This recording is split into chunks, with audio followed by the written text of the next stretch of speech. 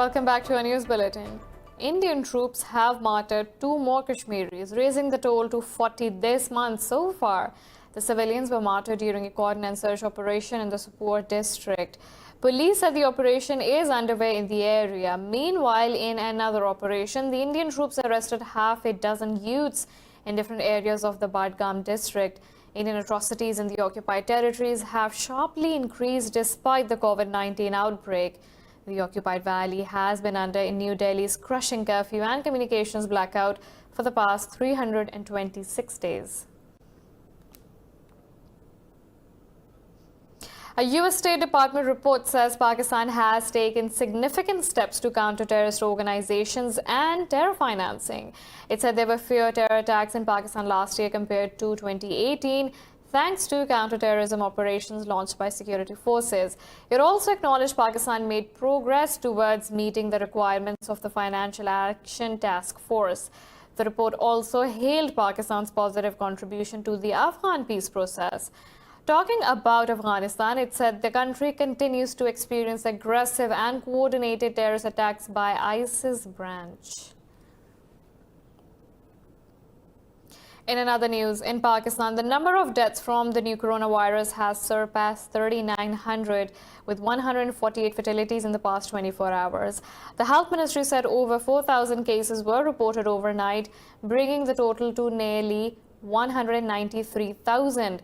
The ministry said over 3,500 people have recovered from the virus in the past day, raising the tally to more than 81,000. The ministry said over 107,000 cases are active in the country. It said the province of Punjab reported the most new infections with 1,602 cases. Sindh province reported 1,161 infections, while the capital Islamabad registered 115 infections. Now, Latin America continues to be the epicenter of COVID-19 as Brazil records 1,185, while Mexico reports 947 deaths overnight. Worldwide, the count has crossed 482,000, while cases exceed 9.4 million. Further details in this report. After an apparent downward trend, a second wave of COVID-19 infections in the US, Germany, South Korea, Australia and China has sent alarm bells ringing. In Latin America, the virus has been spiraling out of control as Brazil's death toll nears 54,000 and Mexico's tops 24. Meanwhile, New York, New Jersey and Connecticut have issued an advisory of 14-day quarantine for people coming in from states with high infections. COVID-19 hospitalizations and caseloads have also hit new record highs in more than half a dozen states of the U.S. Florida saw a record increase of over 5,500 new cases, along with Arizona, California, Mississippi and Nevada also having the highest surge. I mean, what we're seeing in Florida is really rapid transmission in that 18 to 34 age group. And you're seeing a lot of cases come up. And granted, they weren't being tested at this level a couple months ago, but I also think they're testing positive at a higher and higher rate. So clearly, you have a lot of spread there. Australia has sent troops to Melbourne, the country's second biggest city, to tackle COVID-19 cluster after it reported 33 new cases. But Prime Minister Scott Morrison says he is confident Australia can move ahead with easing restrictions as it can respond and deal with the outbreak. The World Health Organization, however, has warned the world faces a shortage of oxygen concentrators amid surging cases. We expect to reach a total of 10 million cases within the next week. This is a sober reminder that even as we continue research into vaccines and therapeutics, we have an urgent responsibility to do everything we can with the tools we have now to suppress transmission and save lives. MPs from South Asia are calling on leaders of the ASEAN to do more to help migrants, particularly Rohingya refugees. Meanwhile, China has increased daily nucleic acid testing capacity to more than 300,000 samples a day, compared with about 40,000 previously. U.S. Secretary of State Mike Pompeo says Washington has imposed sanctions on 5 Iranian ship captains for delivering oil to Venezuela. In a news conference, Pompeo said the ships delivered around 1.5 million barrels of Iranian gasoline and related components. He warned mariners against doing business with Caracas government of President Nicolas Maduro. The Secretary of State said the U.S. continues to support Venezuelan opposition leader Juan Guaido. The curbs are part of U.S. effort to deter Tehran's support for Maduro, who last month defended the right to freely trade with Iran. The U.S. has formally asked the UN Security Council to extend an arms embargo on Iran beyond October. In a virtual briefing, U.S. Envoy for Tehran Brian Hook said the Security Council should be united over its concern with Iranian arms transfers. Hook said the Council has maintained arms restrictions on Iran since 2007. A State Department statement said Hook briefed the Council on the full range of Iran's malign activity. The statement said Tehran has neither abided by current restrictions nor demonstrated a change in its threatening behavior. Earlier in an interview, Hook threatened Russia and China of UN isolation if they will block a U.S. bid to extend a weapons ban on Iran. Tehran says Iran and Venezuela will not back down from countering unlawful American sanctions. In a tweet, Iran's Foreign Ministry spokesman Abbas Mousavi said U.S. desperate moves against Iranians signal failure of Washington's pressure. Venezuela's Defense Minister Vladimir Pedruno said U.S. Navy operation near its coast is an act of provocation which will get a thumping response. While in a statement, U.S. Southern Command spokesperson Colonel Amanda Zbuki said Navy's operations were intended to preserve maritime navigation. Meanwhile, Venezuelan President Nicolas Maduro has offered a referendum to authenticate his popularity and rule.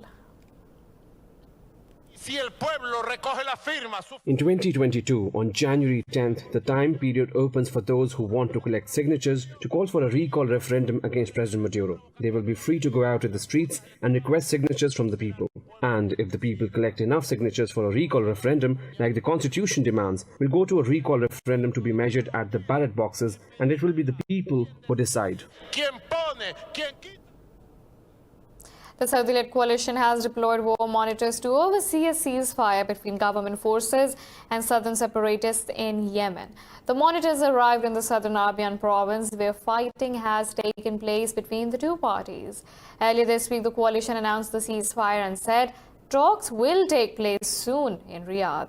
Coalition spokesman Colonel Turki al-Malki said they will urgently work to bring back political and military committees to help make Riyadh agreement last. Tensions had risen recently between the Yemeni government and the Southern Transitional Council on the island of Socotra. Italy says Rome and Ankara have agreed to resume the political process and end foreign interference in Libya. Italian Foreign Minister Luigi Di Maio said that visit will be made to the Libyan capital Tripoli, where he will be holding talks with Prime Minister Fayez al-Sarraj. Di Maio's visit came weeks after government forces repelled a 14-month-long offensive by Khalifa Haftar. Speaking to reporters on his return to Rome, Di Maio said he conveyed al-Sarraj about Italy's concerns over a possible attack on the strategic city of Sirte. He said a continuation of the conflict will lead to a de facto division of the country. Meanwhile, Libya's Eastern Base Parliament Speaker has urged Egypt to intervene militarily over GNA's probable attack on Sirte. In an interview, Ghela Saleh said an Egyptian intervention in Libya will be legitimate if the terrorists and armed militias crossed the red line. France has called on the European Union to hold urgent talks on the bloc's future relations with Turkey. Foreign Minister Jean-Yves Le Drian says the bloc must firmly defend its own interests. The minister told lawmakers the bloc needs clarifications on Turkey's involvement in Libya. He added, the situation in Libya is becoming similar to that of Syria. Ties between NATO allies France and Turkey have soured in recent weeks. Paris has criticized Ankara's support for Libya's UN-backed government and its role in the Syrian conflict. Turkey's drilling operations in the eastern Mediterranean are also a point of contention. In the U.S., President Donald Trump's administration says top Chinese firms, including telecom giant Huawei, are controlled by the Chinese military. This was revealed in a document of Defense Department which lists 20 companies operating in the U.S. allegedly backed by People's Liberation Army. The list also features video surveillance firm Hikvision, China Telecoms, China Mobile, and AVIC. The list will lay the groundwork for new U.S. financial sanctions against the firms. Pentagon's designations do not trigger penalties but can lead to imposition of sanctions, which may include blocking all property of listed parties. White House has already taken several steps against Chinese firms, including barring U.S. companies from selling them certain technology without permission. The U.S. and South Korea have asked North Korea to abide by 2018 agreements signed for peace on the Korean Peninsula. South's Defense Minister Jeong Kyung-do and U.S. Secretary of Defense Mark Esper said they will continue diplomacy to completely denuclearize Pyongyang. In a joint statement marking the 70th anniversary of the 1953 Korean War, both sides said they will continue a firm and combined defense posture. Secretary Esper affirmed Seoul the U.S. commitment to the defense of South Korea. The two leaders pledged to further strengthen their alliance to overcome present and future challenges.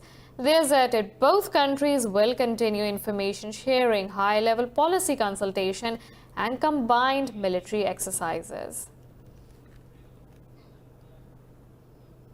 We're now taking a short break, but stay tuned for more news.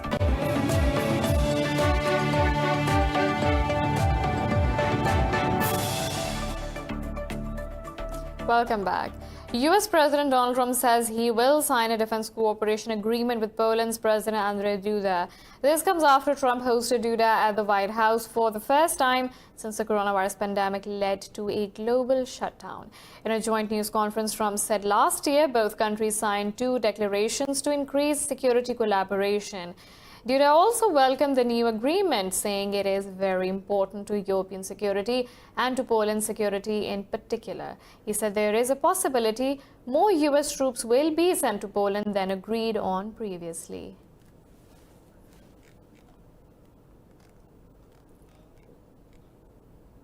Iran's President Hassan Rouhani has called for the reopening of the border with Pakistan. While receiving the credentials of new Pakistani envoy Rahim Hayat Qureshi, Rouhani urged promoting bilateral ties in all affairs. Tehran state media said Rouhani also called for the implementation of bilateral agreements, while Pakistan's ambassador Qureshi said that ties with Tehran are of great importance to Islamabad. He said Pakistan will continue supporting Iran in the international arena. The vote on amendments to Russia's constitution has begun in all the 14 administrative regions of the country's Far Eastern Federal District. The ballot on reforms will go on for 7 days and can clear the way for President Vladimir Putin to stay in the Kremlin until 2036 if re-elected. Russia's easternmost regions of Kamchatka and Chukotka were the first to begin the vote. Regional Election Commission said voting is underway in 816 polling stations in Yakutia region, as well as in Buryata, Transbaikal and Moscow. Authorities say they have taken all necessary safety precautions amid the pandemic. On March 11th, the Russian State Duma approved the final reading of the constitutional amendments bill proposed by Putin. In the U.S., hundreds of protesters have occupied space outside New York City Hall to demand a $1 billion cut from the police department budget. Protesters said they will continue occupying City Hall Park until NYPD's $6 billion budget is reduced. City's mayor Bill de Blasio has pledged to cut police budget. Blasio said City Council intends to ensure safety with fairness and justice. Meanwhile, police chief in Tucson, Arizona, has offered to resign after he released a video showing custodial death of a Latino. This follows weeks of protests demanding police departments to be overhauled, defunded to stop officers killing unarmed people of color. To demonstrate my willingness to take accountability for these mistakes, I am offering my resignation to the mayor, city council, and city manager, which they can accept or handle as they deem appropriate. A Republican bill to rein in police misconduct in the aftermath of George Floyd's death has failed in the U.S. Senate. Democrats denounced the measure as flawed and defeated a motion by a vote of 55 to 45. The civil rights leaders and activist group also opposed the measure. The legislative fight now moves to the House of Representatives, which plans to vote on a Democratic bill today. Senate Republicans warned the failure to advance the legislation can mean a political stalemate. Floyd's death in Minneapolis sparked weeks of protests and stirred strong public sentiment for stopping excessive force by police. The Special Prosecutor's Office in The Hague has indicted Kosovo President Hashim Thaçi for alleged war crimes. In a statement, the prosecutor's office said the accused is also responsible for nearly 100 murders. Issa Thaçi and 9 others also face charges of torture, persecution, and enforced disappearances. The officials described the indictment a result of a lengthy investigation. The office said the former Speaker of Kosovo's Parliament, Kadri Vazeli, has also been indicted. Less than a year ago, Kosovo's Premier Ramush Haradinaj resigned after he was summoned by the same court on suspicion of war crimes. In the DR Congo, protests continue for a second day against a controversial proposal to reform the judicial system. Police fired tear gas at protesters in the capital, Kinshasa, as they tried to break into the parliamentary compound. The proposal seeks to transfer responsibility for prosecutors from the tribunal to the Justice Ministry. President Felix parties said the proposed law violates the separation of state and justice and challenges the constitution. The proposals come after President's chief of staff was sentenced to 20 years in prison for embezzling $48 million.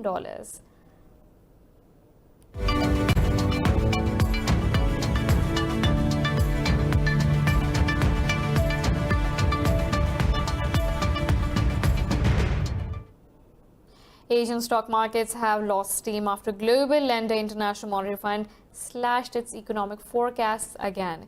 Investors' hopes of revival of economic activity took a hit as IMF estimates global economy to contract by about 5% in 2020. Seoul's Kospi is trading nearly 2% lower. Nikkei 225 has slipped over 1%, while stock markets in China and Hong Kong are closed for a holiday. Meanwhile, international benchmark Brent crude oil price has lost nearly 1%.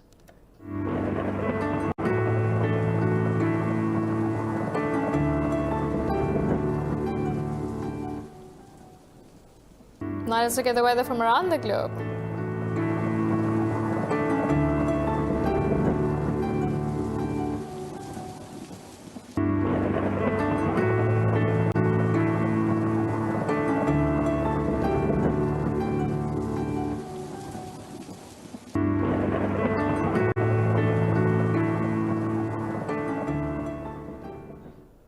This is all for now. For the latest updates, you can follow us on social media at indus.news.